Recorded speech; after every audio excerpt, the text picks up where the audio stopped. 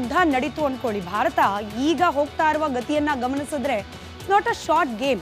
ಹೋದ್ವಿ, air strike ಮಾಡಿದ್ವಿ, ಬಂದ್ವಿ, ಅದು ಹಿಂದೆ. ಈಗ ನಡೆಸುವ ಯುದ್ಧ ಪಾಕಿಸ್ತಾನ ಮತ್ತೆ ಏಳಲಿಕ್ಕೆ ಸಾಧ್ಯವಾಗದಂತಹ ಘಾಸಿ ಉಂಟು ಮಾಡುವ ಯುದ್ಧ ಆಗಬಹುದು ಅನ್ನೋದೇ ನಿರೀಕ್ಷೆ. ಹೀಗಾಗಿ ಒಂದು ವೇಳೆ ಇಂಥ ಯುದ್ಧ ನಡೀತು ಅಂತಾದ್ರೆ ಮೊದಲು ಅಟ್ಯಾಕ್ ಮಾಡುವ ದೇಶ, ಮೊದಲು ಯಾರು ಅಟ್ಯಾಕ್ ಮಾಡ್ತಾರೋ ಅಥವಾ ಯಾರು ಮೊದಲು ಯುದ್ಧವನ್ನ ಪ್ರಾರಂಭ ಮಾಡ್ತಾರೋ ಅವರಿಗೆ ಅವರದ್ದೇ ಆದ ಲಾಭನೂ ಇರುತ್ತೆ, ಜೊತೆಗೆ ನಷ್ಟ ಕೂಡ ಇರುತ್ತೆ. ಇದರ ಲೆಕ್ಕಾಚಾರ ಕೂಡ ಇದೀಗ ಪ್ರಾರಂಭವಾಗಿದೆ. ಹಾಗಾದ್ರೆ ಯುದ್ಧ ಯಾರು ಪ್ರಾರಂಭ ಮಾಡಿದ್ರೆ ಪರಿಸ್ಥಿತಿ ಯಾವ ರೀತಿಯಾಗಿ ಬದಲಾಗೋ ಸಾಧ್ಯತೆ ಇದೆ, ಈ ಬಗ್ಗೆ ಒಂದು ಡೀಟೇಲ್ ರಿಪೋರ್ಟ್ ನಿಮ್ಮ ಮುಂದೆ.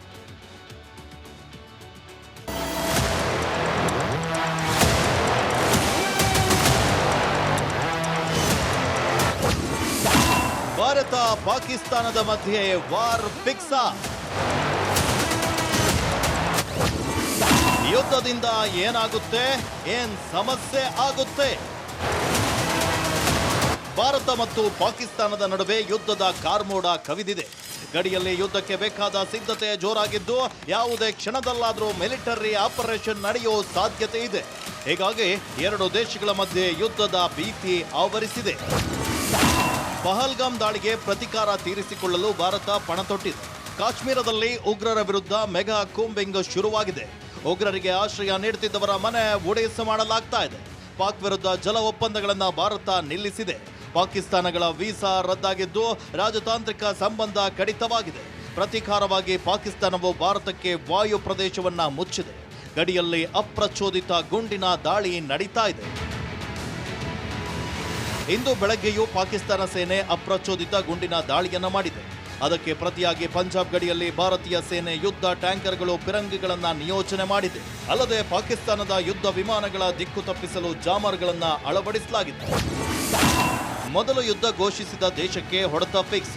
ಮೊದಲು ದಾಳಿ ಮಾಡಿದ್ರೆ ಲಾಭಕ್ಕಿಂತ ನಷ್ಟವೇ ಹೆಚ್ಚು. ಶತ್ರುಗಳಿಂದ ಅನಿರೀಕ್ಷಿತ ಹಾನಿ ಸಾಧ್ಯತೆ ಹೆಚ್ಚಿರುತ್ತೆ. ಅಂತಾರಾಷ್ಟ್ರೀಯ ಕಾನೂನು ಉಲ್ಲಂಘಿಸಿದಂತಾಗುತ್ತೆ.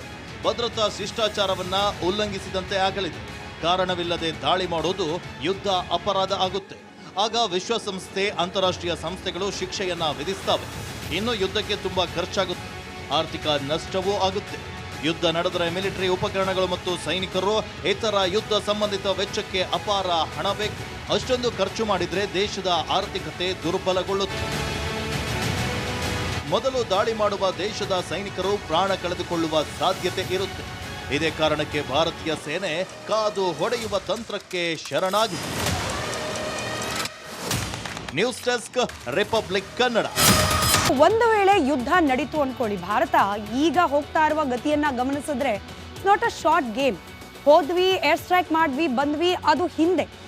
ಈಗ ನಡೆಸುವ ಯುದ್ಧ ಪಾಕಿಸ್ತಾನ ಮತ್ತೆ ಏಳಲಿಕ್ಕೆ ಸಾಧ್ಯವಾಗದಂತಹ ಘಾಸಿ ಉಂಟು ಮಾಡುವ ಯುದ್ಧ ಆಗಬಹುದು ಅನ್ನೋದೇ ನಿರೀಕ್ಷೆ. ಹೀಗಾಗಿ ಒಂದು ವೇಳೆ ಇಂಥ ಯುದ್ಧ ನಡೀತು ಅಂತಾದ್ರೆ ಮೊದಲು ಅಟ್ಯಾಕ್ ಮಾಡುವ ದೇಶ, ಮೊದಲು ಯಾರು ಅಟ್ಯಾಕ್ ಮಾಡ್ತಾರೋ ಅಥವಾ ಯಾರು ಮೊದಲು ಯುದ್ಧವನ್ನ ಪ್ರಾರಂಭ ಮಾಡ್ತಾರೋ ಅವರಿಗೆ ಅವರದ್ದೇ ಆದ ಲಾಭನೂ ಇರುತ್ತೆ, ಜೊತೆಗೆ ನಷ್ಟ ಕೂಡ ಇರುತ್ತೆ.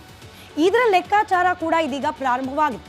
ಹಾಗಾದ್ರೆ ಯುದ್ಧ ಯಾರು ಪ್ರಾರಂಭ ಮಾಡಿದ್ರೆ ಪರಿಸ್ಥಿತಿ ಯಾವ ರೀತಿಯಾಗಿ ಬದಲಾಗೋ ಸಾಧ್ಯತೆ ಇದೆ, ಈ ಬಗ್ಗೆ ಒಂದು ಡೀಟೇಲ್ ರಿಪೋರ್ಟ್ ನಿಮ್ಮ ಮುಂದೆ.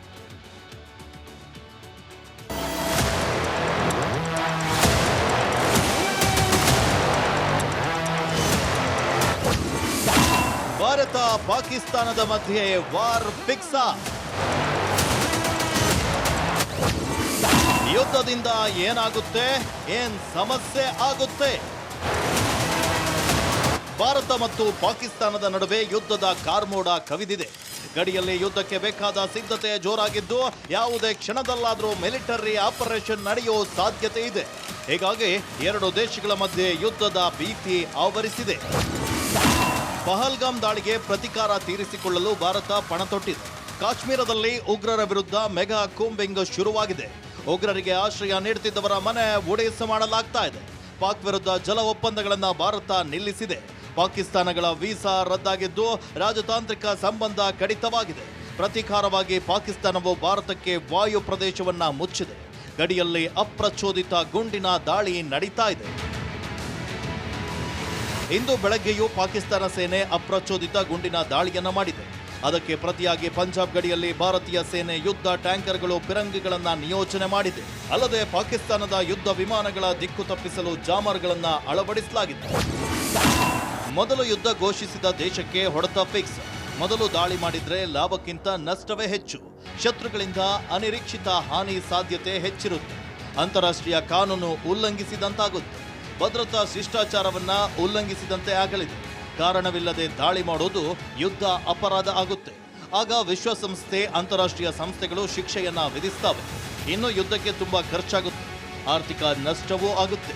ಯುದ್ಧ ನಡೆದರೆ ಮಿಲಿಟರಿ ಉಪಕರಣಗಳು ಮತ್ತು ಸೈನಿಕರು, ಇತರ ಯುದ್ಧ ಸಂಬಂಧಿತ ವೆಚ್ಚಕ್ಕೆ ಅಪಾರ ಹಣ ಬೇಕು. ಅಷ್ಟೊಂದು ಖರ್ಚು ಮಾಡಿದ್ರೆ ದೇಶದ ಆರ್ಥಿಕತೆ ದುರ್ಬಲಗೊಳ್ಳುತ್ತೆ. ಮೊದಲು ದಾಳಿ ಮಾಡುವ ದೇಶದ ಸೈನಿಕರು ಪ್ರಾಣ ಕಳೆದುಕೊಳ್ಳುವ ಸಾಧ್ಯತೆ ಇರುತ್ತೆ. ಇದೇ ಕಾರಣಕ್ಕೆ ಭಾರತೀಯ ಸೇನೆ ಕಾದು ಹೊಡೆಯುವ ತಂತ್ರಕ್ಕೆ ಶರಣಾಗಿದೆ. ಒಂದು ವೇಳೆ ಯುದ್ಧ ನಡೀತು ಅನ್ಕೊಳ್ಳಿ, ಭಾರತ ಈಗ ಹೋಗ್ತಾ ಇರುವ ಗತಿಯನ್ನ ಗಮನಿಸಿದ್ರೆ ನಾಟ್ ಅ ಶಾರ್ಟ್ ಗೇಮ್. ಹೋದ್ವಿ, ಏರ್ ಸ್ಟ್ರೈಕ್ ಮಾಡ್ವಿ, ಬಂದ್ವಿ, ಅದು ಹಿಂದೆ. ಈಗ ನಡೆಸುವ ಯುದ್ಧ ಪಾಕಿಸ್ತಾನ ಮತ್ತೆ ಏಳಲಿಕ್ಕೆ ಸಾಧ್ಯವಾಗದಂತಹ ಘಾಸಿ ಉಂಟು ಮಾಡುವ ಯುದ್ಧ ಆಗಬಹುದು ಅನ್ನೋದೇ ನಿರೀಕ್ಷೆ. ಹೀಗಾಗಿ ಒಂದು ವೇಳೆ ಇಂಥ ಯುದ್ಧ ನಡೀತು ಅಂತಾದ್ರೆ ಮೊದಲು ಅಟ್ಯಾಕ್ ಮಾಡುವ ದೇಶ, ಮೊದಲು ಯಾರು ಅಟ್ಯಾಕ್ ಮಾಡ್ತಾರೋ ಅಥವಾ ಯಾರು ಮೊದಲು ಯುದ್ಧವನ್ನ ಪ್ರಾರಂಭ ಮಾಡ್ತಾರೋ ಅವ್ರಿಗೆ ಅವರದ್ದೇ ಆದ ಲಾಭನೂ ಇರುತ್ತೆ, ಜೊತೆಗೆ ನಷ್ಟ ಕೂಡ ಇರುತ್ತೆ. ಇದರ ಲೆಕ್ಕಾಚಾರ ಕೂಡ ಇದೀಗ ಪ್ರಾರಂಭವಾಗಿದೆ. ಹಾಗಾದ್ರೆ ಯುದ್ಧ ಯಾರು ಪ್ರಾರಂಭ ಮಾಡಿದ್ರೆ ಪರಿಸ್ಥಿತಿ ಯಾವ ರೀತಿಯಾಗಿ ಬದಲಾಗೋ ಸಾಧ್ಯತೆ ಇದೆ, ಈ ಬಗ್ಗೆ ಒಂದು ಡೀಟೇಲ್ ರಿಪೋರ್ಟ್ ನಿಮ್ಮ ಮುಂದೆ.